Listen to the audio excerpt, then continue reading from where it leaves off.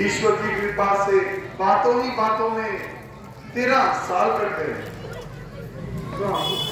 देखिए कितना सुंदर मृग घूम रहा है। क्या आप मेरे लिए इसे पकड़ कर लाएंगे? हाँ, हमारे पास ही तो घूम रहा है, पकड़ने की क्या आवश्यकता है? नहीं, मैं इसे पालूंगी और सुंदर सुंदर जेवर इसके गले में डालूंगी, जिससे मैं अपना मन बहलाया करूंगी। हो सकता है कि वह भाग जाए हाँ, और हमारे हाथ ना आए। हाँ, कोशिश तो करें, अगर जिंदा नहीं तो मेरी निशाना ही सही। ठीक है, मैं अभी जाता हूँ और इसे पकड़ कर लाता हूँ। लक्ष्मण, तुम यहाँ थोड़ा होशियार रहना। जो आ गया नहीं।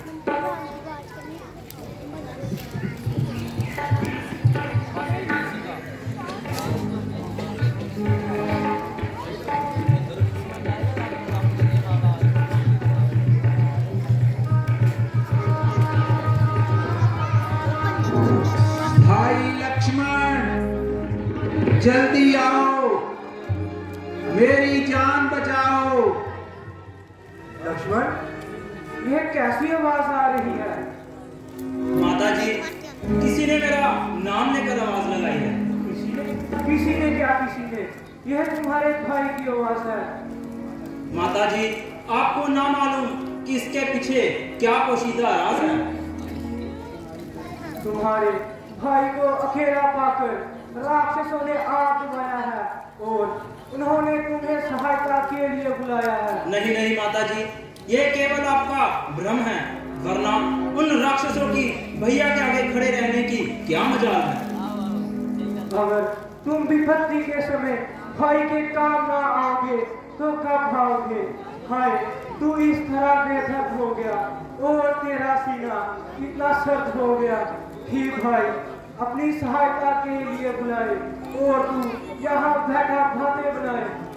माता जी, अगर मैं भी चला गया तो यहाँ आपका कौन निहबान होगा? लक्ष्मण, तुम व्यर्थ ही बातें बना रहे हो और यहाँ वहाँ के किस्से सुना रहे हो। माता जी, आज आप कैसी विचित्र बातें कर रहे हैं। भैया लक्ष्मण, जल्दी आओ, मेरी जान बचाओ। प्राणनाथ, आप किसे बुला रहे हैं? यहाँ आपका कोई नहीं, यह आपका भाई पूरा का पूरा मतलबी है। मैं आपकी किस प्रकार सहायता कर सकती हूँ? बस इतना विश्वास दिला सकती हूँ कि अगर आप जीत गए तो मैं आपको जीत ही पाऊंगी, अन्यथा यहीं से स्वर्ग का मार्ग चुनकर वहां आपके चरण दबाऊंगी। माता जी, इसमें आपका कोई कसूर नहीं। आज होनी अवश्य कुछ ना कुछ गुल खिलाएगी और ना जाने कौन से कष्टों को हमारे साथ लाएगी। आज आपके मुख से इस प्रकार के अशुभ विचारों का इजहार हो रहा है तो अवश्य हमारे लिए अब एक नया बखेड़ा तैयार हो रहा है। अच्छा, मैं अभी जाता हूँ और इस साजिश का जरा पता लगाता हूँ। आज्ञा पालन करता हूँ मैं इतना दो संतोष मुझे, रघुवर अगर उलह ना दे, कह देना निर्दोष मुझे।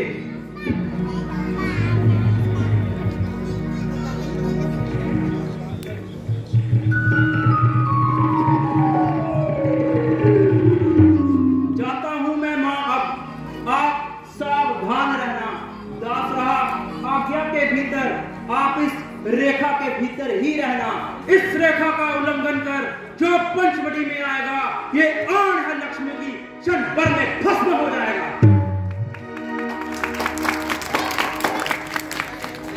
अब अपनी सीता माता को हे तरुवर छोड़ता हूं तुम पर, रखवाली में अपनी रखना।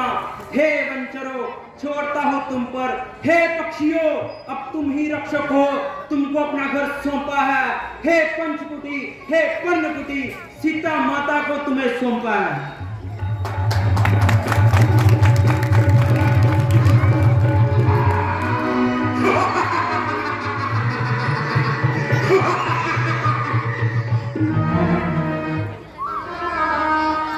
अगर मैं भेष में गया तो सीता मुझे पहचान लेगी।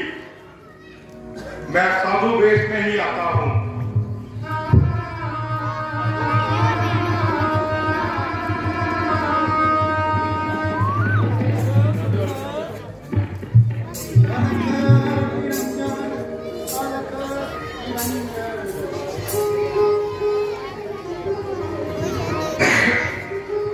अलख निरंजन, अलख निरंजन, अलख निरंजन, अलख निरंजन, आया मैं तेरे द्वार, आया मैं तेरे द्वार, जनक दुलारी इच्छा दे, जनक दुलारी। अलख निरंजन, अलख निरंजन, अलख निरंजन, अलख निरंजन, आया मैं तेरे द्वार, आया मैं तेरे द्वार, जनक दुलारी इच्छा दे, जनक दुलारी।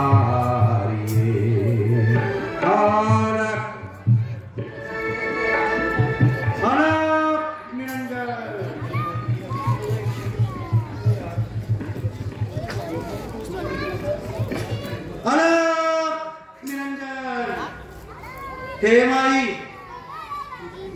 भिक्षाम देहि माई, मुझको भिक्षा दे।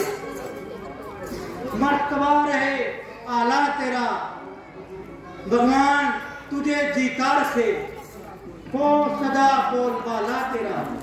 अलख निरंजन। हेलो बाबा, मैं अभी कुछ फल लाती हूँ और आपके चरणों में समर्पित करती हूँ।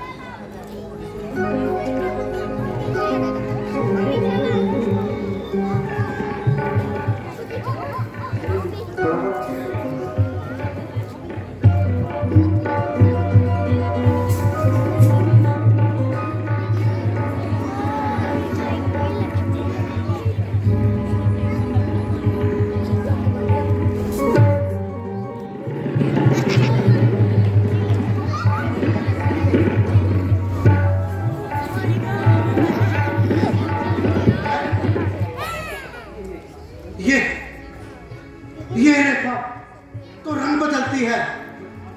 जब आगे पांव बढ़ाता हूं तो एक ज्वाला सी निकलती है। ये जरूर कोई माया है, या तेज किसी तपस्वी का, या सीता है महासती का। रेखा उल्लंघन करता हूं तो निश्चय है मरण मेरा। कैसे सीता का हरण होता है या प्राण हरण मेरा। मुझे इसके लिए कुछ और भी सोचना होगा। भीतर प्रवेश नहीं किया जा सकता।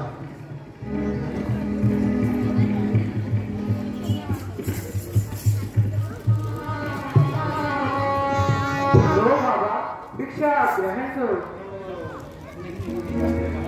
नहीं नहीं माई, योगी क्यों लेते नहीं बदी हुई भिक्षा माई।